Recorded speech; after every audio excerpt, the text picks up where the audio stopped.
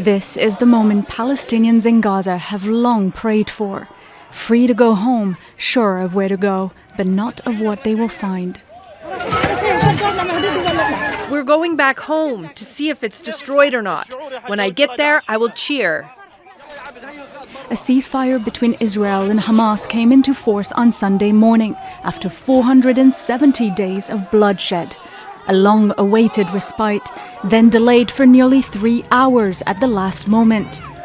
That came after Israeli Prime Minister Benjamin Netanyahu refused to begin the truth on schedule, saying Hamas had not provided a list naming the captives to be released, as it had agreed.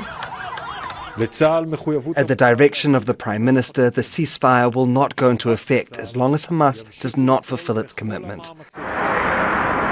That threat immediately put into effect, with Israeli attacks killing several Palestinians in Gaza City. An hour and a half later, Hamas handed in the names of 3 captive women it intended to release on Sunday.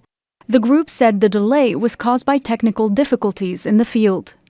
We all know that Hamas does not use these modern telecommunication technology. They will resort to primitive ones. They could have helped Hamas by at least reducing or stopping the attacks over the last 3 or 4 days to enable Hamas to start collecting information on the whereabouts of these captives. But the Israelis did not do this. They wanted to appear that they still have the upper hand in this conflict, and they are the one who will be shooting the last bullet. Despite the truce, Israel's military issued a statement restricting people's movements in the Strip, warning them to stay clear of its soldiers until further notice.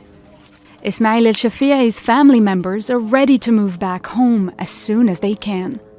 We will live on the ruins of the house. Where will we live?